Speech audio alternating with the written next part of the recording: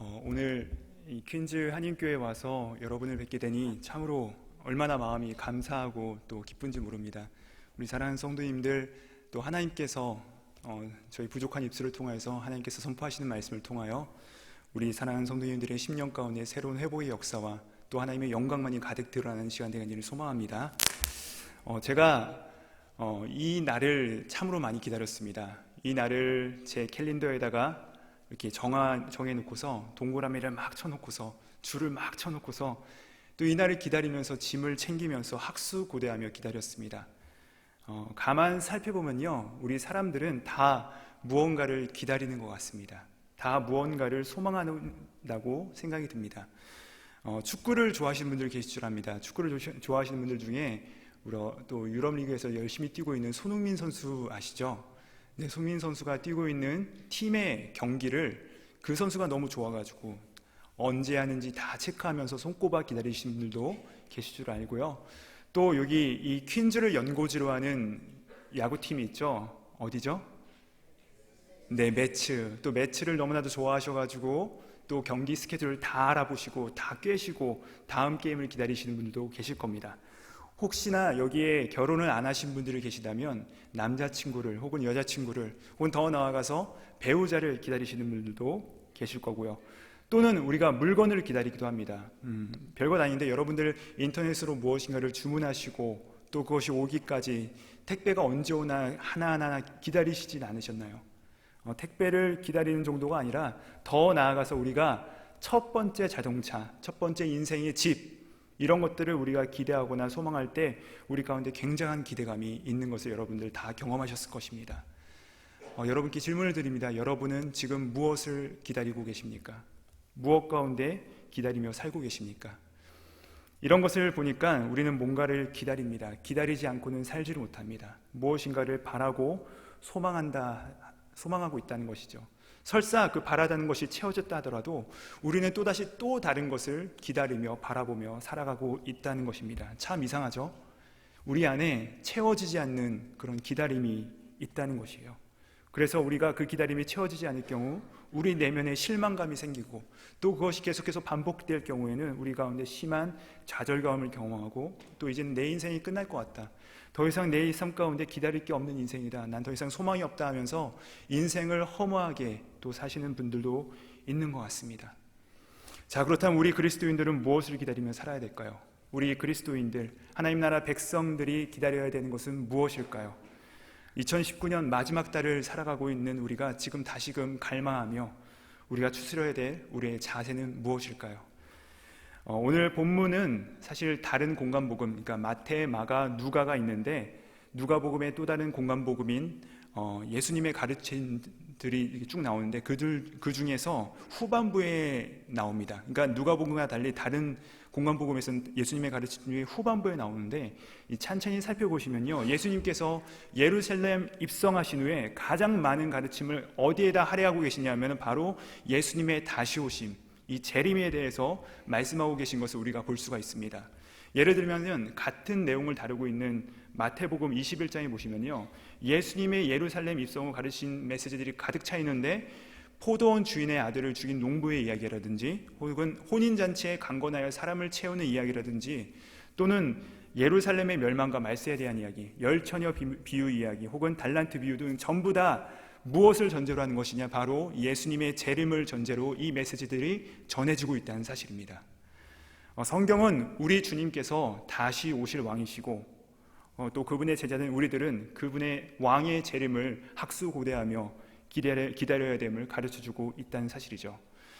로마서 8장은 이렇게 말씀하십니다. 제가 가지고 있는 성경을 읽어드리겠습니다. 피조물이 고대하는 바는 하나님의 아들들이 나타나는 것이니 피조물이 허무한 데에 굴복하는 것은 자기 뜻이 아니요 오직 굴복하게 하시는 이로 말미암으니라. 그 바라는 것도 피조물도 썩어짐의 종로로 탄 데서 해방되어 하나님의 자녀들의 영광의 자유에 이르는 것이니라. 자, 여기 보시면요, 성도들만 예수님의 재림을 기다리는 것이 아니라 이 온 우주가, 이 온 피조물이 다 예수님의 재림을 기다리고 있다고 말씀하고 있습니다. 또 골로새서 3장 4절입니다. 이렇게 말씀하십니다. 우리 생명이신 그리스도께서 나타나실 때 너희도 그와 함께 영광 중에 나타나리라. 우리가 영광 중에 나타날 바로 그날, 예수님의 재림의 날을 사모해야 함을 이야기하고요. 또 요한은 요한일서 3장에서 이렇게 얘기합니다. 그의 참모습을 그대로 볼 것이기 때문에, 예수님께서 오실 것이기 때문에 주를 향하여, 예수님의 재림을 향한 이 소망을 가진 자마다 그의 깨끗하심과 같이 자기를 깨끗하게 하느니라. 자, 여러분 보십시오. 주님의 오심을 사모하는 자마다, 즉 주님을 기다리는 자마다 이상하게 광신적으로 또는 사회 파탄적으로 사는 것이 아니라 예수 그리스도의 다시 오심을 기다리는 사람들의 모습이 오히려 그날을 기다리는 자의 삶이 어떻다라고 요한은 지금 말하고 있죠. 깨끗하게 산다. 더 정확하고 온전하고 바르고 실제적으로 아주 프랙티컬한 삶을 산다고 성경은 우리 가운데 말씀하고 있다는 사실이죠.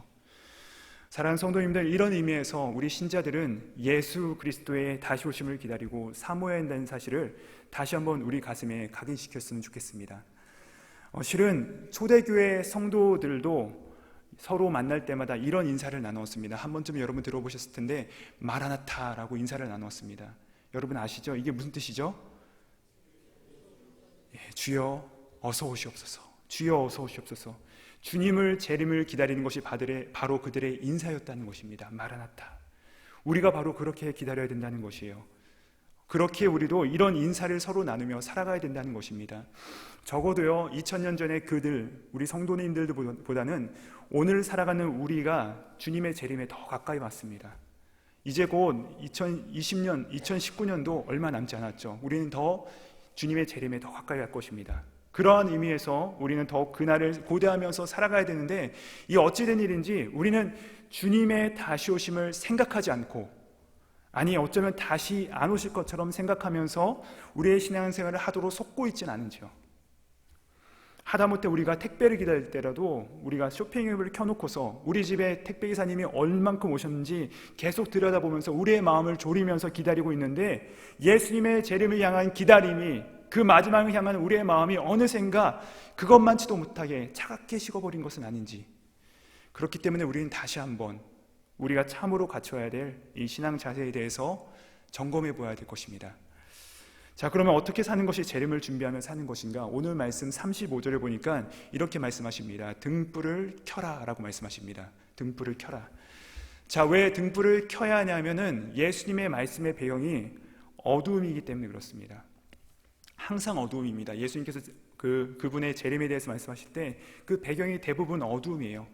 주님이 언제 도둑같이 오실지 모른다고 하시죠. 도둑은 밤에 옵니다. 항상 어둠이 짙게 깔려있는 그 순간에 밤손님이 예고 없이 찾아오듯이 예수님께서 바로 그렇게 우리 가운데 오시기 때문에 우리는 이 마지막 때에 예수님을 소망하며 기다리는 자세로 살 것을, 바로 이 등불을 켜야 된다는 사실을 통해서 우리 가운데 말씀하고 있습니다. 밤은 현실이 아니라 꿈이 지배하는 영역입니다. 이 말은요, 실제가 아니라 허상이, 또 진짜가 아니라 가짜가 지배하는 세상이라는 것이죠. 성도님들, 우리가 되게 밤에 잠을 주무실 때 우리가 꿈을 꿉니다. 근데 이 꿈이 대부분 경우 제가 전문용어로 말씀드리면 이제 강아지 꿈일 때가 많습니다. 우리의 꿈이요, 제가 강단에 쓰기 적절치 않은 용어라서 쓰지 못하는데 강아지 꿈일 때가 많아요. 그래서 야, 이거 정말 진짜였으면 큰일 날 뻔했다고서 화들짝 놀라면서 깰 때가 많습니다. 또 어쩌면 우리가 꿈을 꾸는데 돼지가 때로 나오는 꿈을 꿔서 내가 좋은 꿈 꿨다고 해서 너무나도 기분 좋게 스토어로 달려가서 이 복권을 샀다가 막 긁어보면 뭐가 나오죠? 꽝이 나옵니다. 꽝이 나와요. 왜 그렇죠? 다 헛것이에요. 꿈은요, 헛것입니다. 실제가 아니라는 것이에요. 꿈속에서 우리가 열심히 운동을 할 때 해서 우리의 몸에 근육이 붙지 않습니다. 꿈에서 우리가 고기를 맛있게 많이 먹었다고 해서 내가 배부르지 않아요. 왜 그렇죠? 꿈의 세계는 현실이 아니라 허상이기 때문에 그렇습니다. 이 어둠이란 말도 결국에 실제가 아니라 가짜요, 우리 삶을 붙들고 지배하는 것이 아니라 오히려 우리를 속이고 그 거짓에 머물도록 붙들고 있는 세력이라 해도 과언이 아닐 것입니다. 그래서 우리는 우리 삶 가운데 들여져 있는 이 어두움, 특별히 이 영적인 어둠으로부터 우리가 깨어야 한다고 성경은 우리 가운데 계속해서 말씀하고 계신다는 것이죠. 그래서 로마서 13장 1절에 보면 이렇게 말씀하십니다. 사도 바울이 선언하는데 우리가 자다가 깰 때가 되었다라고 말씀하십니다. 우리가 깨어야 한다고 말씀하고 있어요. 여러분, 우리가 땀을 뻘뻘 흘리면서 옆에서 자고 있는 지체가 있다고 생각을 해보십시오. 자, 그럼 우리가 어떻게 해야 되죠? 실제가 아니니까 그 지체를 어떻게 해야 됩니까? 깨워야죠. 그렇죠? 우리가 이렇게 깨워야 됩니다. 어떠한 괴로움을 당하고 있는지, 어떠한 참담함 가운데, 어떠한 괴로움 가운데 고통받고 있는지 모르지만 꿈속에서 겪는 것은 실제가 아니라 가짜란 말이죠. 그랬기 때문에 실제가 아니라는 것입니다. 우리가 깨워야 된다는 것입니다. 이처럼 어둠이 지배하고 가짜가 지배하는 이 세상에서 우리가 영적으로 깨어야 된다고 말씀하고 있다는 것이죠. 사랑하는 성도님들, 도대체 무엇이, 어떤 거짓말이 우리 성도님들의 삶을 붙들고 있습니까? 우리 사랑하는 성도님들은 무엇을 믿고 무엇 때문에 그렇게도 초조해하십니까? 누가 한 말을 듣고 거기에 마치 내 목숨이 달린 것인 양, 내 장래가 마치 그 말에 다 달린 것인 양 초조해하면서 근심해하면서 걱정하며 살고 계십니까? 그것이 도대체 무엇입니까? 무엇이길래 이것만 해결되면 내 숨통이 좀 트일 것 같고 내가 좀 살 것 같다 생각하시면서 살아가고 있는, 우리의 소망을 두고 있는, 우리가 매여 있는 바로 그것이 무엇입니까? 누가 한 얘기입니까? 정말 그게 사실입니까? 성도님들, 오늘 말씀은 우리 가운데 분명히 말씀하십니다. 거짓말이라는 것입니다. 이사야 선지자는 분명히 우리 가운데 이렇게 선포합니다. 풀은 마르고 꽃은 시들지만 오직 하나님의 말씀만이 영원히 서리라. 거짓이 판을 치고 우리를 움츠러들도록 공격하는 세력들이 도처에 깔려있는 것 같고 우리를 공격하는 것 같지만 오직 살아계신 하나님의 말씀만이 1.1획도 떨어지지 아니하고 이루어질 줄을 믿습니다. 지나가는 사람이 하는 말, 아니면 내가 의지하는 사람이 하는 말, 정말 그 사람이 나한테 하는 말, 당신 인생 끝났네, 당신 큰일 났어, 당신 아주 인생 종쳤어, 이런 사람들이 하는 말, 이것이 만약에 진짜인 양, 내가 정말로 이거 안 하면 죽었고 실패한 인생인 양 주저앉아서 근심하시는 분이 혹시 여기 계시지 않습니까? 주 안에서 사랑하는 성도님들, 거짓이라는 것이에요. 그 사람이 하는 말이 우리의 생명과 우리의 삶을 뒤흔들 수 없다는 것입니다. 허상과 같은 세상은 우리 가운데 이렇게 얘기해요. 돈이 전부래요. 돈이 없으면 실패한 인생이라고, 돈이 있으면 성공한 인생이라고, 누가 그러는지 모르지만 거짓말이라는 것입니다. 아니라는 것입니다. 깨셔야 한다는 것입니다. 등불을 켜라고 말씀하시는 것입니다. 등불을 켜셔야 합니다. 교회 헌신은 한가한 사람만 하는 것이래요. 여러분, 아닙니다. 거짓말이에요. 거짓말입니다. 전도는 오랫동안 예수 그리스도를 믿은 사람만 하는 것이랍니다. 아닙니다. 어제 예수 그리스도를 영접할 때지라도 오늘 내가 나가서 할 수 있는 것이 바로 전도입니다. 여러분, 선교는 특별한 열심이 있는 사람만 가는 것이랍니다. 아니더라고요. 마태복음 28장 19절 20절에서 말씀하신 것처럼 우리 모두를 향한, 너희는 가서라고 말씀하십니다. 우리 모두를 향한 예수님의 지상 명령이라는 것이죠. 우리가 얼마나 많은 거짓말들 가운데 속고 사는지 모릅니다. 누구만 하는 것이다, 저 사람만 하는 것이다, 이 사람만 하는 것이다, 어떤 특정한 조건 가운데서만 이루어지는 것이다, 특별한 케이스다 라고 우리가 수많은 거짓말 가운데 우리를 혼미하게 만드는 세력 가운데 있다는 것입니다. 만약에 여러분의 자녀 가운데 아들이 여자친구와 헤어졌어요. 그래서 이렇게 얘기하는 것입니다. 엄마, 아빠, 나는 이제 더 이상 살 맛이 없습니다. 인생 못 살겠습니다. 나 여기서 죽어버릴래 하면서 막 약을 먹으려고 하는 거예요. 그러면 우리 부모님들은 어떻게 말씀하시겠습니까? 아마 이렇게 말씀하시는 분들은 없으실 거예요. 그래, 맞다. 너 정말 죽어 마땅하다. 빨리 죽어라. 이렇게 하시면서 두시겠습니까? 아니요. 오히려 이렇게 말씀하실 것입니다. 야, 꿈 좀 깨라. 야, 정신 좀 차려라. 그 여자가, 그 남자가 네 인생의 전부가 아니다. 나중에 더 멋진 여자, 더 좋은 자매를 만날 수 있을 것이다. 그 여자가 네 미래와 네 장래를 붙들고 있는 게 아니라 정신 좀 차려라, 좀 깨라라고 말씀하실 것이죠. 마찬가지로 사랑하는 성도님들, 그 철없는 아이처럼 거짓말에 속아서 그것이 마치 전부인 양, 우리가 신앙생활을 제대로 하지 못하게, 우리가 뜨겁게 하지 못하게, 우리가 힘내지 못하고 하나님 앞에 바로 서지 못하게 하는 이유가 바로 그 거짓말 때문에 그런 것은 아닙니까? 그러나 하나님만이 우리의 기업이시오, 하나님만이 우리의 전부이심을 믿습니다. 그분이 능력을 주시면 우리가 능치 못할 일이 없습니다. 그분이 우리의 인생을 붙들고 계시고 우리의 장래를 붙들고 계시며 우리의 자녀들의 미래를 인도하시는 분이신 줄 믿습니다. 우리 그분을 믿고 나아가시 바랍니다. 그래서 우리가 깨셔야 된다는 것이죠. 다음으로 이 등불을 붙인다는 것, 등불을 빈다는 것은 구체적인 행동을 의미합니다. 그래서 우리가 이 어두움 가운데서 구체적인 행동을 하지 않으면 아직도 우리가 어둠 속에 있다는 진단을 내려도 틀리지 않을 것 같습니다. 우리 성도님들은 구체적으로 어떻게 이 등불을 켜고 계십니까?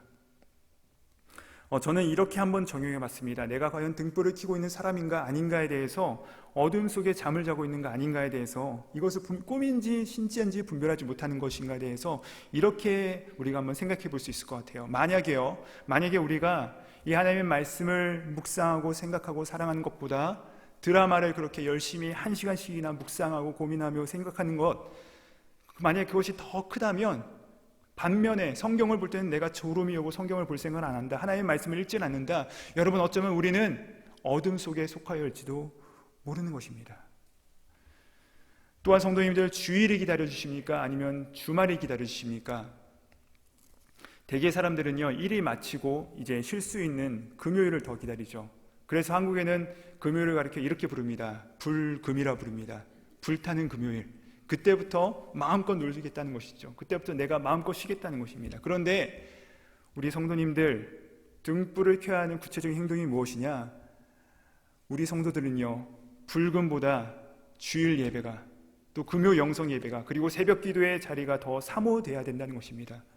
그래서요, 여러분, 우리는요, 불금이 아니라 불주가 되어야 됩니다. 주를 사랑하는 마음으로 불타는 주일이 되어야 된다는 것이죠. 또 우리는요, 불금이 아니라 다른 의미로 불금이어야 되죠. 불타는 금요 영성 예배, 예배가 사모되어야 된다는 것입니다. 예배의 자리를 우리가 사수하셔야 된다는 것이죠. 그렇기 때문에 히브리서의 기자는 이렇게 얘기합니다. 모이기를 패하는 어떤 사람들의 습관과 하지 말고 오직 권하여 그날 예수님의 재림이 가까움을 볼수록 더욱 그리하자, 더욱 모이자. 혹시 다시 오심을, 주님을 바라보고 예배하는 그 자리보다 다른 자리들이 나를 더 흥분시키고 나를 더 기쁘게 하고 설레게 한다면 죄송하지만 어쩌면 내가 지금 등불을 켜고 있는지 아닌지에 대해서 점검해 보셔야 된다는 사실입니다. 또 어떻게 우리가 이 재림을 기다리며 살아가야 하는가? 오늘 말씀은 이렇게 말씀하십니다. 허리에 띠를 띠라고 말씀하십니다. 허리에 띠를 띠라. 성도님들, 이 허리에 띠를 띠라는 말씀은 그 당시 사람들의 옷을 우리가 생각해 보면 금세 이해할 수 있습니다. 당시에는요, 남자나 여자나 다 어떤 옷을 입었냐면요, 원피스처럼 통으로 된 옷을 입고 다녔습니다. 오늘날 우리가 셔츠와 바지가 이렇게 분리된 게 아니라 그 당시에는 원피스를 입고 다녔어요. 그러니까 통으로 된 옷을 입고서는 사람들이 행동하기가 불편합니다. 그렇죠? 어떤 일을 할 때 이게 펄럭펄럭거려서 잘 행동하기가 어려워요. 그래서 원피스를 입고서는 불편해서 일을 할 수가 없기 때문에 사람들이 그 당시에 일을 하기 위해서 어떻게 했냐면 살짝 올려서 허리띠를 질끈 동여맵니다. 왜요? 긴 치마로 이게 몸이 펄럭이면은 땅을 쓰고 다니고 내가 일을 하기에 불편하기 때문에 그렇습니다. 그래서 여기 말씀 보시면 오늘도 동일하게 그 말씀을 하시는 거예요. 띠를 띠라고 하셨어요. 그래서 영어 성경에 보시면, 영어 성경 ESV라는 성경에 보시면 이 부분을 이렇게 번역합니다. Stay dressed for action. 우리가 행동하는 것을 위해서 준비하라는 것이죠. 그러므로 허리에 띠를 띠라는 말은 우리의 섬김과 봉사와 헌신을 이야기하고 있는 것입니다. 성도님들, 43절에 이런 말씀이 있습니다. 이렇게 말씀하십니다. 주인이 이럴 때에 그 종이 그렇게 하는 것을 보면 그 종은 복이 있으리로다. 주님께서 재림하시는 날, 주님께서 다시 오시는 그날에 그 종이 허리에 띠를 띠고 섬기고 있는 그 모습을 보면 그 종은 복받은 자라라고 말씀하고 있다는 사실이에요. 성도님들, 주님의 재림을 기다리는 것이 시한부 종말론자들이 말하는 것처럼 모년, 모월, 모일에 몇 시에 주님께서 다시 오시니까 집 다 팔고 직장 다 그만두고 산에 올라가서 기도원에서 살겠다, 그거는 재림을 준비하는 자의 자세가 아니라는 것입니다. 철학자 스피노자가, 아니 종교개혁자 마틴 루터가 얘기했던 것처럼 내일 지구의 종말이 온다 할지라도 나는 오늘 사과나무 한 그루를 심겠다 했습니다. 늘 내가 매일 하는 일을 하겠다는 것이에요. 내일 주님 재림하시고 세상의 종말이 온다 할지라도 주님께서 내게 맡겨주신 사명을 어제 하였듯이 오늘도 내가 그것을 성실하게 감당하겠다, 열심히 죽게 하듯 감당하는 것, 그래서 허리에다 띠를 띠고서 섬기는 모습으로 감당하는 그 모습 속에 주님이 오시면 그 종은 정말로 복받은 자라라고 말씀하고 있다는 사실이죠. 사랑하는 성도님들은 주님의 재림하시는 날에 뭘 하고 있기를 원하십니까? 그 순간에 어떤 모습으로 주님께 발견되기를 원하십니까? 주일에 우리가 만약에 경건한 모습으로 다 같이 모여서 주님을 찬양하고 예배하고 영광 돌리고 있을 때 주님께서 오시면 얼마나 좋을까요? 주님께서 그때 딱 나타나시면 정말로 좋겠죠. 그렇죠? 우리도 체면이 살 것 같고 좀 기쁨으로 주님을 만날 수 있을 것 같습니다. 그런데 제 생각에는요, 그날 오시지 않을 것 같아요. 그럼 언제 오시느냐? 사람들이 다 불타는 금요일 밤을 보내고 있을 때, 그때 오실 가능성이 큽니다. 우리가요, 시간 여유가 많아서 뭘 해야 될지 고민하고 있을 때, 우리가 우리의 즐거움과 우리가 원하는 것을 위해서 어떻게 시간을 사용해야 될지라고 고민하고 있을 때, 그때 오실 가능성이 크다는 것이에요. 여러분은 과연 하나님 앞에 예수 그리스도께서 오실 때 어떤 모습으로 발견되기 원하십니까? 오늘 말씀은 바로 그 순간에, 주님께서 다시 오시는 이 순간에 우리가 부끄럽지 않을 모습으로서 허리에 띠를 띠고 섬기는 모습으로 살라고 가르쳐주고 계신다는 사실입니다. 또한 이것이 바로 주님을 나를 기다리는 것이고, 또 그것이 우리 가운데 어떻게 위로가 되고 힘이 되고 어떻게 우리 가운데 소망이 되는지에 대해서 계속해서 말씀으로 가르쳐주고 계신다는 사실이죠. 설교의 황태자라 불렀던 찰스 스펄전 목사님이 계십니다. 근데 그 목사님의 설교집에 보면은 그분의 목회하시던 교회에서 있었던 일화가 하나 나와요. 어떤 이런 일합니다. 그 교회 가운데 어떤 한 노 부인이 정말로 주님을 위하여서, 복음을 위하여서 교회를 정말 열심히 섬기고 계셨답니다. 너무 그 열심이 커가지고 주변에 있는 사람들이 시기할 만큼, 참으로 이상합니다. 주님의 이름을 열심으로 내는 사람이 있으면 정말로 어떻게 된 일인지 때로는 그 모습을 시기하고 질투하는 사람들도 있는 것 같습니다. 그렇게 열심을 섬기는데 음해하는 세력들이 주변에 있는 것입니다. 정말로 입에도 담지 못할 파렴치한 말들을, 그 소문들을 내고 이렇게 막 공격하는 사람들이 있다는 것입니다. 비아냥거리고 존용거리고 비판을 당하기도 했습니다.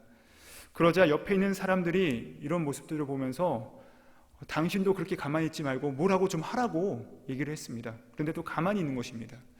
그래서 어느 날 스펄전 목사님이 이 노 부인을 찾아왔습니다. 위로하기 위해서. 얼마나 마음이 아프시냐고, 얼마나 마음이 답답하시냐고 그분을 위로하러 가는데, 도리어 이 여인이 이렇게 얘기하는 말을 듣고서 놀랐다는 그런 스토리가 있습니다. 그분이 이렇게 얘기하는 것입니다. 잠시 후에 우리 모두가 다 하나님의 보좌 앞에 설 것이기 때문에 저는 괜찮습니다. 그녀가 변명하지 않았다는 것이에요. 자기가 맡은 사명을 그날 바라보면서 최선을 다하여 감당했다는 것이죠. 성도님들, 오늘 내가 황당하고 답답한 일을 당하셨습니까? 내가 하지도 않은 일을 했다고 하는 억울한 일 가운데 여러분은 당하셨나요? 잠이 오지 않습니까? 가서 갚아주고 싶으십니까? 한풀이 하지 않으면 내 속이 너무나도 답답해요. 그렇다면 여러분은 어떻게 이것을 푸시겠습니까? 가서 한바탕 하실 거예요? 정말로 답답하고 속이 풀리지 않는, 뺨이라도 올려붙여서 시원치 않은 그런 상황 가운데 그 여인처럼 어떻게 하면 그런 부분들을 의연하게 풀고 나아갈 수가 있느냐?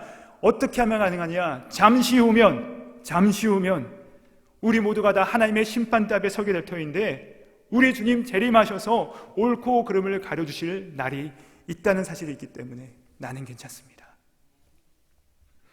그날을 기다리며 사는 것이, 오늘 내가 억울하고 답답한 일을 당한다 할지라도 그것을 넉넉하게 이기는 힘이, 그 능력이 바로 거기에 있다는 사실입니다.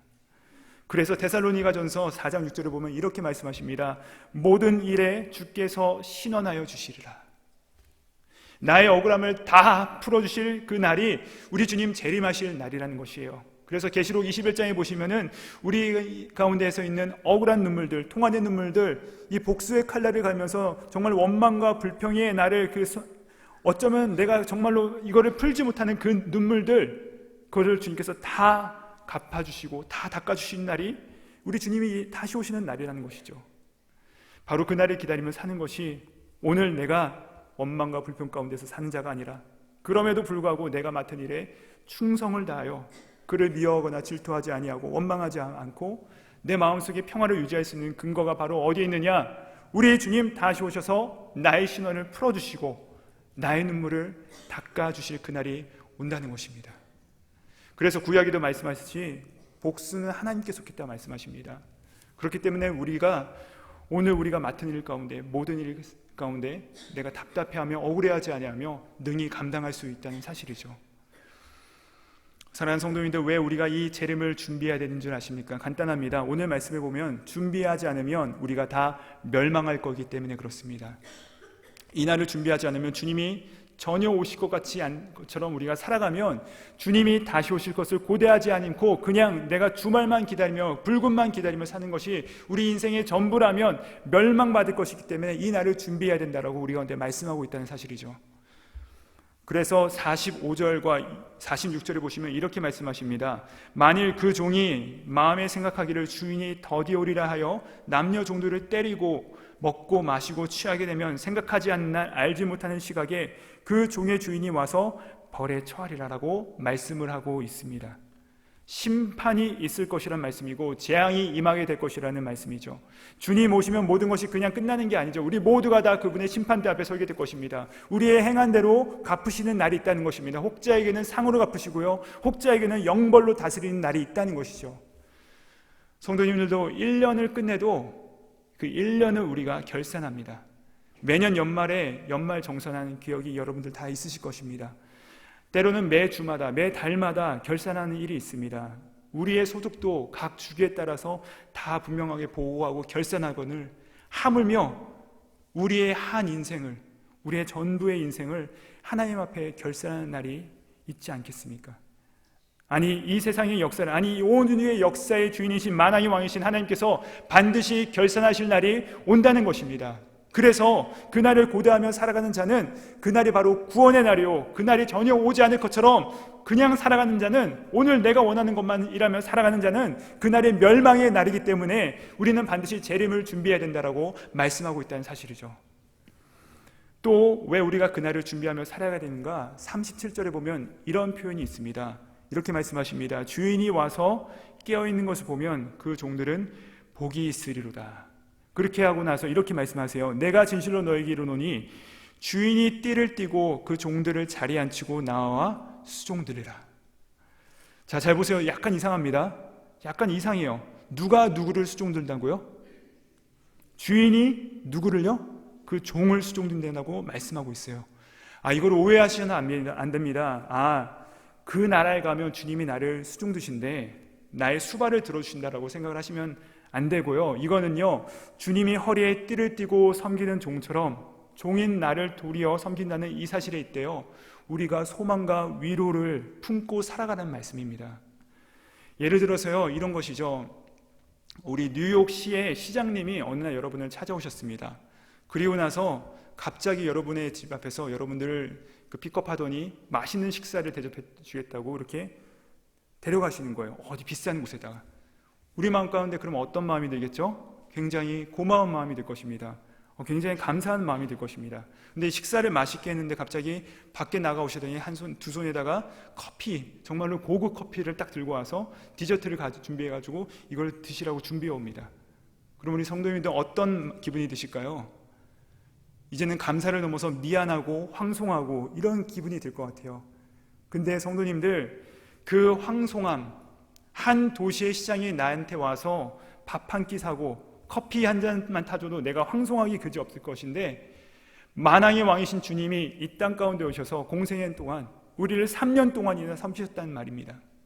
한 시의 시장이 아니라 한 나라의 대통령 정도가 아니라 이 온 세상이 그분으로 말미암아 지음받은 창조주 되시고 오늘도 이 모든 우주, 은하수 행성 하나하나 별 하나하나까지도 운행하고 계시며 역사하고 계신 그 크신 하나님께서 나에게 오시더니 나를 섬기겠다고 말씀하신다는 사실이죠. 사랑하는 성도님들, 이게 과연 무슨 뜻일까요? 이 섬김이요, 마가복음 10장 45절에 그 의미가 정확하게 풀어지고 있습니다. 이렇게 말씀하십니다. 인자가 온 것은 섬김을 받으려 함이 아니라 도리어 섬기려 하고, 그리고 나서 이런 말씀을 하셨습니다. 자기 목숨을 많은 사람들의 대속물로 주려 함이니라. 성도님들, 이 섬김이요, 단순히 우리 가운데 식사를 대접하고 커피를 대접하는 그 수준이 아니라 우리 주님께서 우리 가운데 베풀어 주신 이 섬김의 하이라이트는 자기 자신을 우리를 위하여 대속물로 주신 사건이라는 것입니다. 대속, 내가 치러야 될 죄의 값인 사망을 우리 주님께서, 섬기러 오신 우리 주님께서 십자가에서 그 모든 죄의 값을 다 지불하셨다, 다 다 지불하셨다. 대가를 지불하시고 우리를 자유케 하시려고 우리를 구원해내셨다는 뜻이죠. 우리를 위하여서 당신이 밥 한 그릇 정도 사주는 정도가 아니라, 우리에게 용돈 정도를 주시는 정도가 아니라, 우리 가운데 전부를, 모두를, 그분의 생명까지도 전부 다 우리 가운데 주셨다는 것입니다. 그렇기 때문에 우리 가운데 있는 것, 우리가 지금 소유하고 있는 이 모든 것, 주님께서 다 허락하지 않으시면은 내가 가질 수 없는 것이라는 것이죠. 우리의 숨도요, 주님께서 허락하지 않으시면 숨 쉴 자가 이 자리에 없습니다. 우리가 다 하나님의 은혜로 숨을 쉬는 것입니다. 하나님의 은혜로 보고 듣고 기도하며 살아가고 있다는 것입니다. 처음부터 끝까지 다, 전부 다 하나님께서 우리 가운데 주신 것이고, 우리는 그분께 빚진 자들이라는 것입니다. 다 주신 것이에요. 그렇기 때문에 주를 섬기고 허리에 띠를 띄움으로 섬기라는 것입니다. 우리가 그분을 섬기는 섬기가 바로 이것이 되어야 된다라고 말씀하고 있다는 사실이죠. 저는 오늘 저의 어릴 적 이야기를 가지고서 오늘 설교를 마무리하려 합니다. 저희 아버지는 대전에서 목회를 하시는 목사님이십니다. 근데 제가 아주 어렸을 때 저희 가족은 원래 서울에서 저희 아버지가 부목사로 생활하시다가 대전으로 청빙을 받아서 온 가족이 다 한 번도 방문해보지도 못했던 대전이라는 곳으로 다 같이 오게 되었습니다. 근데 그 아버지의 처녀 목회기도 하시고, 그 지역에서 그때만 하더라도 외지 사람들을 별로 좋아하지 않았더라고요. 그래가지고 제가 어렸을 때 어떤 일까지 겪었냐면은, 저희 집에 어느 날 저희 아버지를 싫어하시는 분들이 고용한 깡패들이 와가지고 막 문을 부수면서 나갈 거냐 죽을 거냐라고 협박하는 일까지 제가 경험했었습니다. 그렇게 아버지께서 힘들게 목회를 처음으로 시작하시면서 정말 새벽에 나가서 자정이 넘어서야 들어오시고 이렇게 번복하시는 모습들을 보면서 지치고 피곤해 하시는 모습들을 제가 어린 나이에 것들을 보면서 자랐었습니다. 그러다가 그때가 아버님 생신이었던 것 같아요. 아버님 생신이 되었을 때 제가 그 어린 나이에도 불구하고 참으로 기특하게 저희 용돈, 저희가 그때 용돈을 한 100원 좀 받았던 것 같아요. 그 100원들을 모아서 그 당시에 너무나도 비싼 과자였던 양갱이라는 과자를 거금 500원을 가지고서 그것을 샀습니다. 그리고 나서 이 노트도 아니고 그냥 종이를 조금 찢어서 거기다가 아빠 사랑합니다, 생신 축하드려요, 힘내세요 라고 해서 이렇게 꼬깃꼬깃 접어가지고 거기다 넣어가지고 아버지 오실 때까지 밤새 기다렸어요. 근데 아버지가 그날도 마침 자정이 넘어서 오시더라고요. 제가 그래서 아버지 이거 드세요, 생신 축하드려요 하고서 어린 마음에 아버지를 위로하고 싶은 마음이 딱 들었습니다. 그러니까 아버지가 가만히 그것을 보고 계시더니 갑자기 저를 꽉 끌어안으시더라고요. 고맙다, 너무 고맙다, 네가 최고다, 최고의 선물이다, 이렇게 하시면서 눈물을 글썽거리시던 모습이 제 내리를 떠나질 않습니다. 사랑하는 성도님들, 죄성을 가진 우리 인간 부모들도 자기가 돈 준 거잖아요. 제가 번 거 아니거든요. 아버지가 다 주신 거거든요. 그거 돈 모아서 아버지 생신 선물 사드리는 자녀가 귀하고 고마워서 꽉 끌어안고 네가 최고다, 정말 고맙다라고 할 줄 아는 것만, 우리 가운데 모든 것을 다 주시고 우리 가운데 생명도 다 주신 주님께서 올 한 해 동안 주님 주신 것으로 주님을 섬기고, 주님 주신 것으로, 주님 주신 건강으로 주님을 위하여서 땀 흘려 일하는 우리의 모습들을 보면서, 야 너 뭐 내가 준 것 가지고 일하시면서 뭐 그렇게 생생했냐, 그렇게 말하지 않으시고 우리를 품에 딱 안으시고 참 잘했다, 수고 많았다, 최고야 라고 말씀하지 않으시겠습니까? 주님의 것으로 살아가는 우리들입니다. 우리가 가진 생명도 건강도 다 주님의 것이기 때문에 주 앞에 우리가 허리에 띠를 띠고 그분을 섬길 수 있다면 우리 주님 다시 오셔서 잘했다 칭찬하시는 주님의 재림을 기다리는 자들이 될 줄을 믿습니다. 이것이 바로 우리가 준비해야 될 삶이라는 것입니다. 주 안에서 사랑하는 성도님들, 오늘 말씀을 생각하시면서 정말 주님 다가오는 내년 한 해에는 주를 위하여서 내가 세상 가운데 어둠을 밝히고 띠를 띄우고 주님을 섬기겠습니다. 주님의 길을 예배한 자로 살겠습니다. 주님을 섬기며 살게 해달라고 결단하시고, 그리고 이 한 해를 마무리하시는 은혜가 있으시기를 우리 주님의 이름으로 축복드립니다. 기도하시겠습니다. 하나님 아버지 감사합니다. 2019년 한 달을 남겨두고 드리는 오늘 다시 한번 마지막 날 심판주요 왕 중 왕으로 오실 주님, 그 주님을 사모하며 주님 오심을 기다리며 살 것을 다짐합니다. 등불을 켜는 우리 성도님들의 결단에 우리 하나님 복을 주시고 우리 주님 다시 오실 길을 예비하기 위하여 우리가 허리에 띠를 띠고 섬김의 삶을 살아감으로써 주님의 오심을 고대하며 기다리는 우리들이 될 수 있도록 도와주시옵소서. 우리를 섬기시되 죽기까지 섬겨주신 예수 그리스도의 이름 받들어 기도드립니다. 아멘.